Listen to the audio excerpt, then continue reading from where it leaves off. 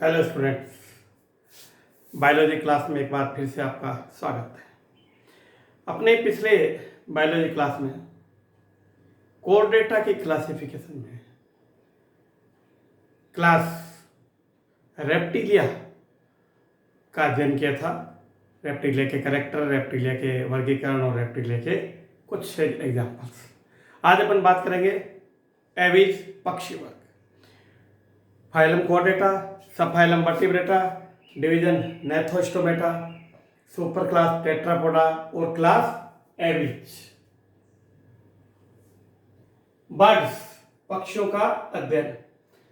तो पहले अपन बात करते हैं इसमें लक्षण की। तो पक्षियों का जो शरीर है वो नौकाकार धारा रेखित होता है। धारा रेखित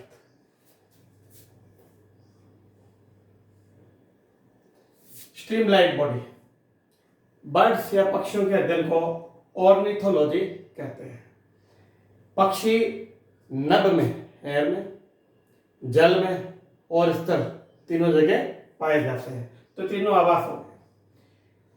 पक्षियों के शरीर पर एक्सोस्केलेटन के रूप में फेदर या पख पाए जाते हैं। पर भी बोलते हैं इनको, पख या पर।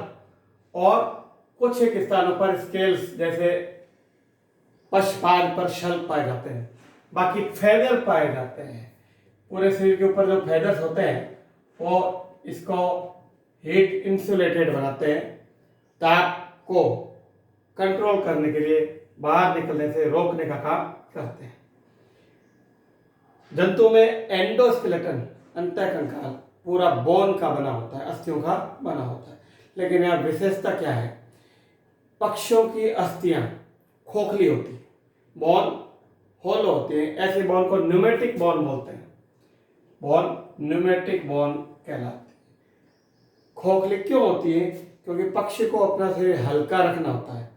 उड़ने में अगर भारी बोन है तो बाधा करेंगी, इसलिए इनकी बोन न्यूमेटिक बोन होती है।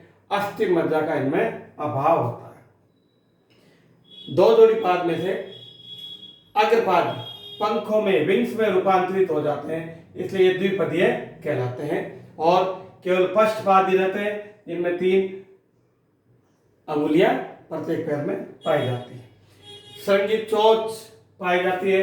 इस चोंच में दांतों का अभाव होता है, दांत नहीं पाए जाते इस चोंच के अंदर। बाइफीड है, द्विपद है, 3 टोन इसमें पाए जा रहे हैं।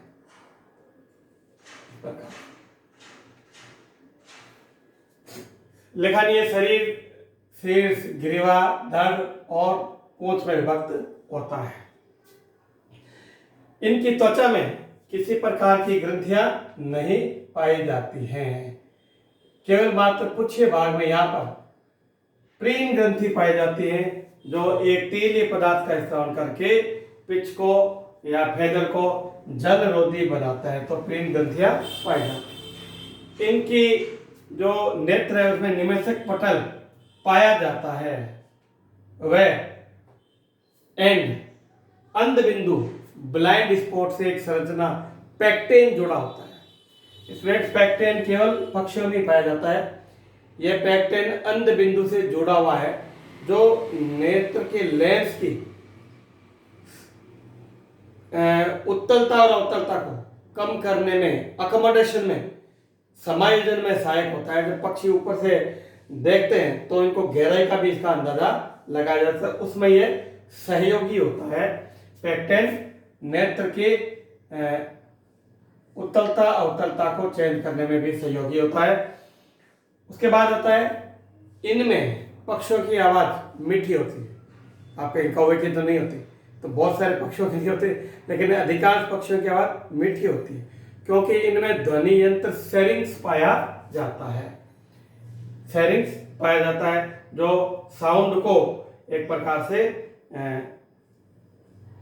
पिच बदलता है, ध्वनि की आवृत्ति को बदलता है। शतुरमुर्ग में सेरिंग्स का अभाव होता है, शतुरमुर्ग में सेरिंग्स नहीं पाया जाता है। और भी कई ऐसे पक्षी हैं जिनमें सेरिंग्स नहीं पाया जाता है। शतुरमुर्ग का उदाहरण पूछा जाता है, इसलिए मैंने आपको बताया। अब बात करते हैं आहार नाल की। तो आहार नाल में क्रोप, गिजार्ड, प्रोवेंट्रिकुलस पाए जाते हैं आमाशय के स्थान पर। आहार नाल क्लोएका में आकर एंड होती है या समाप्त होती है, अवस्कर में आकर समाप्त होती है। पक्षी वर्ग तक सभी जंतुओं में कोरडेटा में अवस्कर या क्लोएका ही पाया जाता है। आगे अपन मेमेलिया की बात करेंगे तब अपन पढ़ेंगे कि मेमेलिया के अंदर एनस पाया जाता है, जन वाहिनियां और आहार नाल अलग अलग खुलती है। उसके बाद नेक्स्ट आता है श्वसन। तो श्वसन लंग्स के द्वारा होता है, फेफड़ों के द्वारा। इनके फेफड़ों में वायु कोष जुड़े होते हैं। पिजन या कबूतर में 9 वायु कोष हैं, 4 जोड़ी और एक पृष्ठ भाग पर। ये वायु कोष इसको हल्का बनाते हैं जिससे पक्षी उड़ने में सहायता प्राप्त करता है। और इनके त्वचा के अंदर श्वेत ग्रंथि नहीं होती है, इसलिए फेफड़ों के द्वारा एक्सपायरेशन द्वारा उष्मा का त्याग कर दिया जाता है। हृदय में पूर्ण रूप से 4 कक्ष पाए जाते हैं, 2 ओरिकल और 2 वेंट्रिकल, 2 अलिंद और 2 निलय पाए जाते हैं। इनमें जो महाधमनी चाप है वो केवल राइट या केवल दाई महाधमनी चाप पाया जाता है, बाया महाधमनी चाप नहीं पाया जाता है। इधर से निकलने वाला चाप पाया जाता है, इसको महाधमनी चाप या एरोटिका बोलते हैं। पक्षियों में लिखा नहीं है, पक्षियों में न्यायिका तंत्र पोर्टल सिस्टम में रीनल पोर्टल सिस्टम बहुत रिड्यूस होता है, बहुत कम पाया जाता है। उत्सर्जन में मेटानेफ्रिक प्रकार के वृक्क हैं और जो एक्सक्रीटरी सब्सटेंस है, उत्सर्जित पदार्थ है, वो है यूरिक अम्ल। अब उत्सर्जित पदार्थ यूरिक अम्ल क्यों है? क्योंकि पक्षी पानी अधिक नहीं पीते हैं, अधिक पानी पीने से वेट बढ़ जाता है, भार बढ़ जाता है, इसलिए वो कम पानी पीकर उड़ सकते हैं। इसलिए उत्सर्जन में वो यूरिक अम्ल का स्रावन करते हैं, यूरिक का स्रावन नहीं करते हैं। इनमें ब्लैडर या मूत्राशय भी नहीं पाया जाता है। या फिर एक मैंने लिखा है शतुरमुर्ग में मूत्राशय पाया जाता है, कई बार कंपटीशन में पूछा हुआ है। जंतु समतापी हैं, हॉट ब्लडेड है और 12 जोड़ी कपाली तंत्रिकाएं यानी ब्रेन से 12 जोड़ी कपाली तंत्रिकाएं निकलती हैं। स्कल या करोटी में एक अस्थिकंद पाया जाता है, मोनोकोंडाइलिक स्कल होता है। इनकी अस्थियों में विशेष प्रकार के परिवर्तन होते हैं। जैसे इनका स्टर्नम बड़ा होता है, ये वाला स्टर्नम है जहाँ पसलियां जोड़ी हुई हैं, स्टर्नम बड़ा होता है। यहाँ इसकी फ्लाइट मसल्स, उड़ने वाली पेशियां इसके साथ जुड़ी हुई होती है। इसके अलावा इसमें थोरेसिक भाग की पश्च कशेरुकाएं, पश्च वक्षीय यानी post thoracic vertebra, lumbar sacral और कोडल की कुछ शुरू की वर्टिब्रा संयुक्त होकर एक संरचना बनाती है जिसको बोलते हैं सिन सैक्रम। केवल पक्षी में पाया जाता है, बहुत बार पूछा हुआ है, सिन सैक्रम पाया जाता है। और जो इसकी पूंछ है, इसकी अंतिम कशेरुकाएं जो होती हैं वो मिल करके और पाइगो स्टाइल बनाती है, पाइगो स्टाइल बनाती है। इनमें जो पसलियां पाई जाती है वो बाई हेडेड 2 सिर वाली है, जिसमें अनसिनेट प्रवर्ध भी पाया जाता है। इनमें वी आकार की फर्कुला अस्थि पाई जाती है जो क्लेविकल और इंटरक्लेविकल से मिलकर बनती है। उसकी स्ट्रक्चर ऐसी हो जाती है, दोनों क्लेविकल मिलकर और इंटरक्लेविकल मिलकर ऐसी बनाती है, तो वी आकृति की फर्कुला पाई जाती है। जंतु एक लिंगी है और लैंगिक द्विरूपता पाई जाती है, सेक्सुअल डायमॉर्फिज्म। अब यहाँ पर आता है लैंगिक द्विरूपता क्या होती है। तो बाह्य लक्षणों के आधार पर मेल और फीमेल को पृथक करना लैंगिक द्विरूपता कहलाती है। शरीर को हल्का बनाने के लिए मूत्राशय अनुपस्थित था। मादा के अंदर केवल लेफ्ट ओरी और ओविडक्ट ही पाया जाता है, राइट ओरी और राइट ओविडक्ट का अभाव होता है। इंपॉर्टेंट कैरेक्टर ये, एक ही अंडाशय केवल बायां, एक ही अंडवाहिनी केवल बाईं पाया जाती है। सभी अंडपर्जक है, अंडे देते हैं। इनके अंडों में पीतक अधिक होता है, अतिपित्त की है, बिंबाब या आगे पर बात करेंगे। अंडे क्योंकि स्थल पर दिए जाते हैं अधिकांश, इस पर आवरण पाया जाता है, कोष पाया जाता है, इसलिए सकोष या क्लियोडिक एग बोलते हैं। अंडों में जो विदलन है, अंडे में होने वाले विभाजन को विदलन बोलते हैं। जाइगोट में होने वाले विभाजन को विदलन बोलते हैं। तो विदलन पूरा होता है उसको बोलते हैं पूर्णबंधी, और जब पूरा नहीं होकर आधा आधा विदलन होता है, पीतक अधिक होने पर ऊपर कोशिकाएं अधिक बनेगी, नीचे पीतक भारी है, नीचे होता है इसलिए कोशिकाएं कम बनेगी, उसको बोलेंगे अंशबंधी विदलन पाया जाता है, जिससे ऊपरी भाग में सक्रिय रूप में एक बिंब बन जाता है। इस प्रकार के विदलन को बिंबा विदलन कहते हैं। जंतु एमनियोटिक होते हैं और भ्रूण के चारों ओर सुरक्षात्मक झिल्लियां कोरियन, एमनियोन, एलेंटोइड और यॉर्क सैक पाए जाते हैं। पक्षियों में नेस्ट घोंसला बनाना और पेरेंटल केयर विस्तृत रूप से विकसित होता है, इसलिए पेरेंटल केयर पाया जाता है। जंतु माइग्रेशन भी करते हैं, एक साथ एक स्थान से दूसरे स्थान पर जाना। कुछ जंतुओं में पर्चिंग मैकेनिज्म पाया जाता है। इनकी जो अंगुलियां हैं वो किसी कोई वायर है, तार जा रहा है, उसको पकड़ के यो बैठते हैं, तो पक्षी को अगर नींद भी आ जाए तो वो खुलता नहीं है, वो पक्षी गोल घूम जाएगा लेकिन खुलेगा नहीं। इसको बोलते हैं पर्चिंग मैकेनिज्म। यह कुछ पक्षियों में पाया जाता है। इनमें कोई लार्वा वगैरह नहीं बनता है, इसलिए प्रत्यक्ष परिवर्तन होता है। एक कैरेक्टर हो कि इनकी जो कशेरुकाएं हैं, कशेरुक दंड की इकाइयां कशेरुका कहलाती है। जहाँ दो कशेरुकाएं जुड़ती है उसको सेंट्रम बोलते हैं। तो इनका सेंट्रम हेट्रोसर्कल या विषम घर्ती होता है।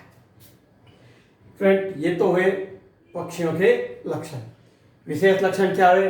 चोंच का पाया जाना, अग्रपाद का पंख बदल जाना, दो जोड़ी पाद का पाया जाना, फेदर का पाया जाना, खोखली अस्थियों का पाया जाना, वायु कोष का पाया जाना और सेरिक्स का पाया जाना। इसके साथ ही मूत्राशय का नहीं पाया जाना, साथ ही स्टर्नम का बड़ा होना, अस्थियों में सिंसेक्रम का बनना, पाइगोस्टेल का बनना, फर्कुला का पाया जाना। ये पक्षियों को अन्य क्लासेस से अलग करते हैं, इंपॉर्टेंट कैरेक्टर है। इसीलिए पक्षियों को ग्लोरीफाइड रेप्टाइल्स कहा जाता है, सर्वोत्तम सरीसृप कहा जाता है, क्योंकि सरीसृप से इनका विकास हुआ था। अब बात करते हैं वर्गीकरण। तो पक्षियों में बहुत सारे विभिन्नताएं भी हैं, इसका वर्गीकरण भी काफी बड़ा है। तो पहले इसको अपन वर्गीकरण का आधार देखते हैं। तो जंतु दौड़ने वाला है, उड़ने वाला है, दांत है, नहीं है, लुप्त हो गया है, इन लक्षणों के आधार पर इसको दो उपवर्ग में अपन ने बांटा। पहला आर्कियो ऑर्निथीज। ऑर्निथीज का मतलब है पक्षी। प्राचीन पक्षी जो लुप्त हो चुके हैं, अब नहीं पाए जाते हैं। इनका एक जंतु का उदाहरण मिलता है आर्कियोप्टेरिक्स। इसके फॉसिल भी मिलते हैं, जीवाश्म मिलते हैं, जिसमें देखने पर पता चलता है कि इसमें सरीसृप के लक्षण थे। अब सरीसृप के कौन से लक्षण थे? क्लाद, पंजे पाया जाना, पुच्छे कशेरुकाओं की संख्या 13 होना। तो दोनों के, पक्षी और सरीसृप के दोनों लक्षण होने के कारण इसको कनेक्टिंग लिंक नाम देते हैं, संयोजक कड़ी कहते हैं। तो ये अधिकांश जंतु लुप्त हो गए। अब आर्कियोप्टेरिक्स और एक आर्कियोरंथिक जंतु पाया जाता है, बाकी नहीं पाए जाते। दूसरा है नियो ऑर्निथीज। नियो मीन्स न्यू, ऑर्निथीज मतलब पक्षी, ये नए पक्षी, यानी ये इनमें भी कुछ लुप्त हो गए लेकिन काफी पाए जाते हैं। इनको सुपर ऑर्डर, ऑर्डर के पहले सुपर ऑर्डर फिर ऑर्डर, इसमें ऑर्डर बहुत सारे, पक्षी वर्ग में 34 ऑर्डर है, 34। तो उनका यहाँ अध्ययन नहीं किया जा सकता। तो अपन सुपर ऑर्डर में विभक्त करते हैं। पहला है ओडेंटोग्रेथी, दूसरा है पेलियोग्रेथी, तीसरा है इम्पेनी, चौथा है नियोग्रेथी। ओडेंटोग्रेथी भी अब लुप्त हो चुके हैं, इनमें उड़ने की क्षमता नहीं थी। ओडेंटो यानी दांत, ग्रेथी यानी जबड़े, इस प्रकार की संरचना के आधार पर उड़न की क्षमता नहीं थी। उदाहरण हेस्पेराइनिस इसका एक अच्छा उदाहरण है। दूसरा लेते हैं पेलियोग्रेथी, जिसको रेटिटी भी बोलते हैं। पेलियोग्रेथी को रेटिटी भी कहते हैं। ये दौड़ने वाले जंतु है, रेटिटी।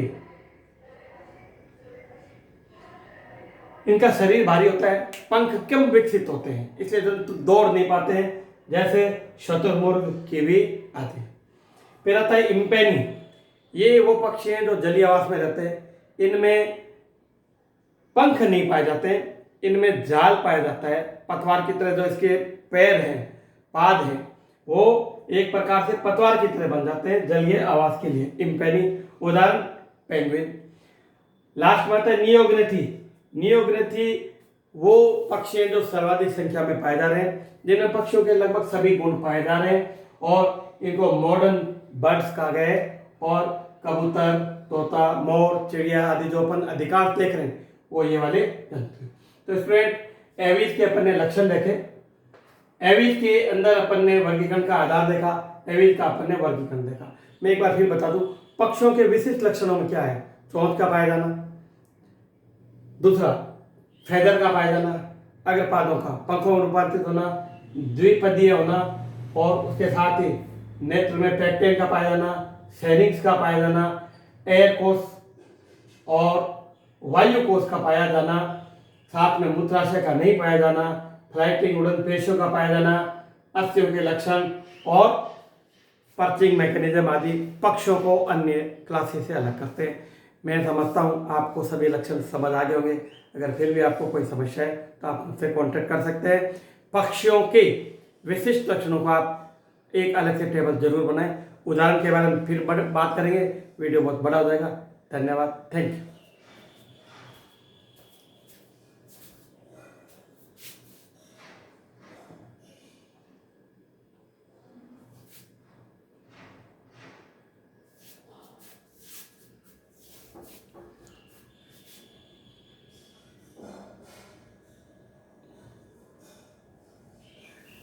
ये पक्षियों के कैरेक्टर्स: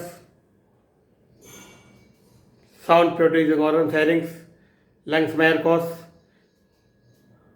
मोनोकोंडाइलिक स्कल के साथ एक कर्ण का लक्षण था जो मैंने लिखा नहीं है। बाह्य कर्ण, मध्य कर्ण, अंतःकर्ण तीनों कर्ण पाए जाते हैं। बाह्य कर्ण में टिम्पेनम पाया जाता है और इसमें कोकलिया पाई जाती है जिसमें कोर्टेक अंग भी पाया जाता है। लेकिन फिर भी जो लक्षण विभेद करते हैं, क्वेश्चन उन्हीं पे पूछा जाता है, विभेद करने वाले लक्षणों पर। ये स्टूडेंट इनका वर्गीकरण का आधार और ये वर्गीकरण। जब तक आप विभेद करने वाले लक्षण क्लियर नहीं करेंगे तब तक आपका क्लासिफिकेशन स्ट्रांग नहीं होगा।